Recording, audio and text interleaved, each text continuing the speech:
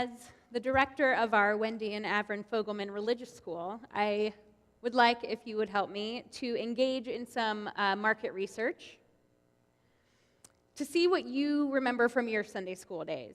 Doesn't matter if it was here at Temple, doesn't matter if it was even at a synagogue, but I want to see what you remember from your Hebrew school days or Sunday school days.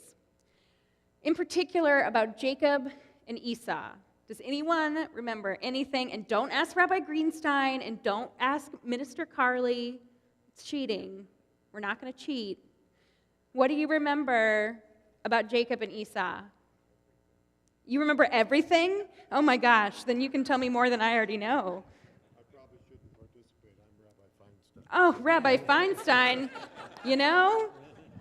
Feinstein. You guys really could have used him. He outed himself. Anybody? They're twins. Jacob and Esau, twins, so they're brothers. They fought with each other inside their mother Rebekah's womb. You're doing great. You're doing great. Jacob originally married Leah, but he really wanted to marry Rachel, so he was tricked by his uncle Laban into marrying the wrong woman, which is why we have bedekins at weddings where you check to make sure you have the right bride. So Jacob gave us that. Thank you, Jacob. Anything else? It's okay if not, but I think you know more than you think. Esau sold his birthright for a bowl of red stew. I don't remember where, but I think there's a restaurant in Jerusalem that serves biblical food, and they literally have like red lentil stew.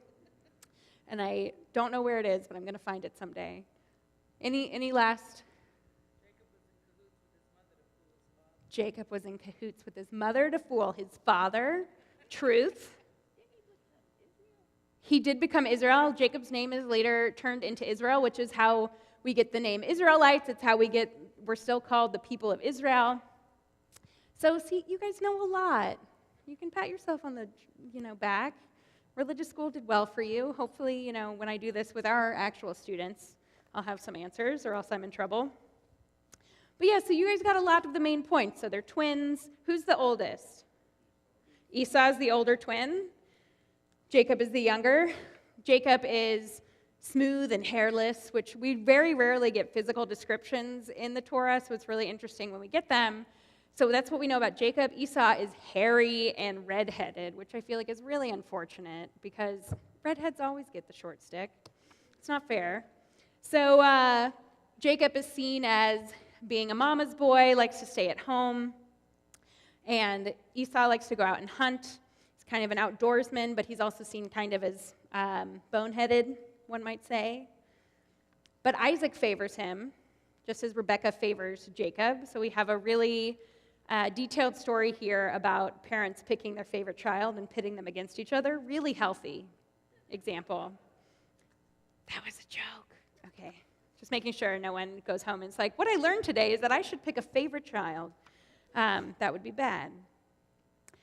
So if we look back at the text, what the Torah actually says is a lot of things you all said. So when they were in the womb together, they struggled.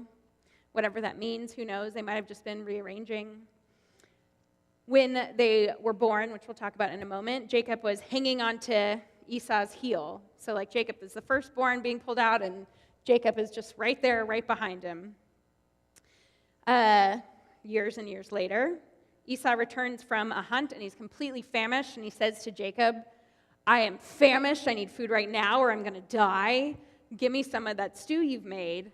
And Jacob, who's, as some would say smart, some might say conniving, says, yeah, okay, just first give me the birthright. Give me the special blessing that our father is supposed to give the firstborn. And so Esau says, well, what good is the blessing if I'm dead? So, okay.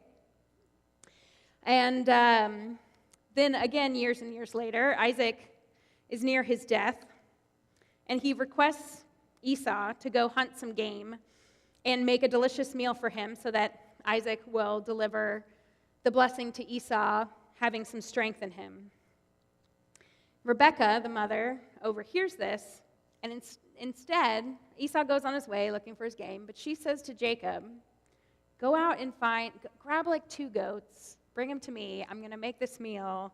Then we're going to dress you in Esau's clothes. We're going to cover your arms in the hair from the goat that you bring me. Because again, Esau was very hairy. So we can trick your father into giving you the blessing instead of your brother. Which I think after Thanksgiving, we can all be grateful that this is not our family dynamic. So the trick works. Jacob receives the blessing intended for Esau. When Esau returns, finally with the meal ready for his father, seeing that he had already eaten, that Jacob had already been given the blessing, he's totally devastated and totally heartbroken that his brother received his blessing. So when we look at this story, who's the hero? Who's the villain here? What are the characteristics and/or assumptions we can make about Jacob or Esau based on just the facts from the Torah?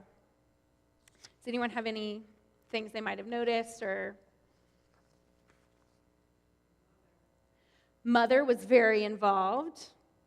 Rebecca really took on a huge role in changing history. So why is it that we have such a negative view of Esau and such a positive opinion of Jacob? Why is this? It doesn't seem like if we look at the story, either one comes out looking really like great guys. So this narrative has been studied for millennia, with much effort being given by our ancient sages to redeem the character of Jacob and demonize that of Esau. Contemporary Torah commentator Richard Elliott Friedman states that the Torah itself neither denigrates Esau nor justifies Jacob.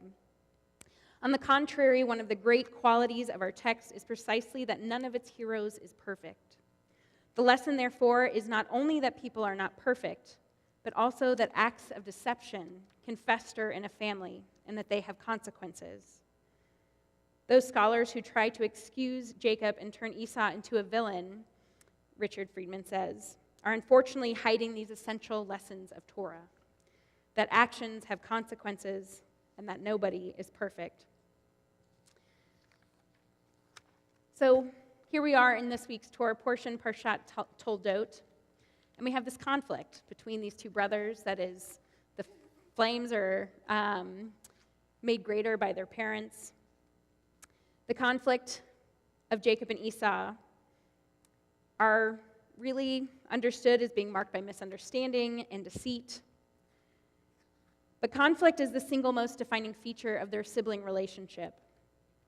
Even at their birth, at the first moment in the world, as I said, Esau emerges from Rebekah's womb with Jacob literally holding on to Esau's heel. And that's where we actually get Jacob's name. Yaakov comes from the word ekev, which means heel. So he's grabbing onto Esau's heel. And commentator after ancient commentator describes this action of as Jacob's attempt to overpower Esau in order to be the firstborn. So this is putting a lot of, really trying to make Jacob look very smart, that he knows even when they're coming out of the womb, he should try to cross that finish line first. He doesn't do it. But we see this pattern repeat itself as they grow up, with the assistance, of course, of their parents, pitting them against one another. However, Rabbi Mark Gelman, author of Does God Have a Big Toe? Stories about stories in the Bible. I really appreciate that title. He offers an opposing interpretation of their birth story. He posits that Jacob was not trying to usurp the birthright in this moment. Rather, he was holding onto Esau's heel so he wouldn't be left behind. Jacob reaches for Esau to bring them closer. Rabbi Gelman encourages us to see beyond the assumed rivalry, to fight our instinct to assume there is conflict.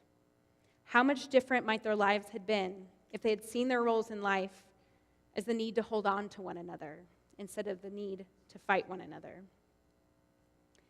Many people will admit to hating and therefore avoiding conflict or avoiding confrontation.